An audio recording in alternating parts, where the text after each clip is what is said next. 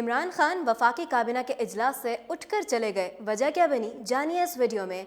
इमरान खान के सख्त तरीन मुखालफिन भी उनके बाज़ खूबियों के मुतरफ हैं। उन्होंने पाकिस्तानी सियासत में करप्शन से फ्री मुमलिकत के बयानिए को रिवाज दिया।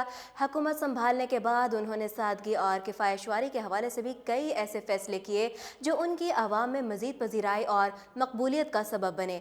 अब उनका एक और ताज़ा तरीन फैसला सामने आया है जिस पर उनके सपोर्टर्स की जानिब से भरपूर तारीफ की जा रही है। ये मामला है ग्रैंड हयात होटल के हवाले से। इमरान खान ने गुज़श्ता रोज़ वफाकी काबीना की जानिब से बुलाए गए इजलास की सदारत की। इजलास में दीगर कई मामलात पर भी गौर किया गया और अहम फैसले किए गए।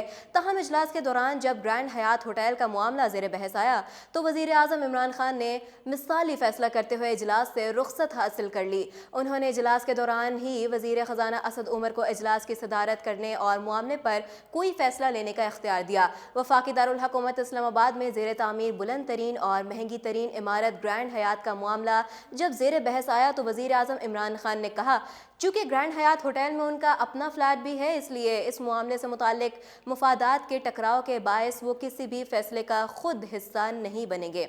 और यूँ वज़ीर आज़म इजलास की सदारत वज़ीर ख़ज़ाना असद उमर को सौंप कर इस मामले पर फैसले करने की हिदायत के बाद वहाँ से रुखसत हो गए, जबकि इस दौरान वफाकी वज़ीर कानून फ़र्रुख नसीम ने भी इजलास का हिस्सा बनने से माजरत कर ली। वज़ीर कानून ने मौक़िफ़ इख्तियार किया है कि चूँकि ग्रैंड हयात होटल के हुक्काम की वकालत करते रहे हैं, इसलिए उनके लिए भी इजलास में शिरकत करना मुनासिब नहीं।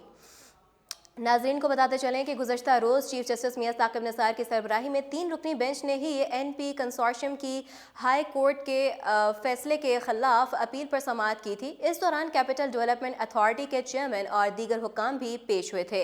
केस की समाअत के दौरान BNP के वकील अली ज़फ़र ने बताया था कि ग्रैंड हयात होटल की तामीर 2028 में मुकम्मल होगी। इस पर chief justice capital development authority के आला हुक्काम पर बरहमी का इजहार करते हुए रिमार्क्स दिए थे कि इस इदारे की कारकर्दगी तसल्ली बख्श नहीं। इस प्रोजेक्ट में अवाम ने करोड़ों रुपए की अदायगी कर रखी है। इन खरीदारों के हकूक़ का तहफ़्फ़ुज़ होना चाहिए था। क्या इतने साल CDA सोती रही? बादशाह सुप्रीम कोर्ट ने ग्रैंड हयात होटल की तामीर से मुताल्लिक केस में BNP कंसोर्शियम की अपीलें मंजूर कर ली थीं और इस्लामाबाद हाई कोर्ट का फैसला कलअदम करार देते हुए होटल को तामीर करने की इजाज़त दे दी थी और 8 साल के दौरान 17 अरब रुपए से ज़ायद की रकम लीज़ की मद में अदा करने का हुक्म दिया गया था। मज़ीद अपडेट्स जानने के लिए देखते रहिए उर्दू पॉइंट।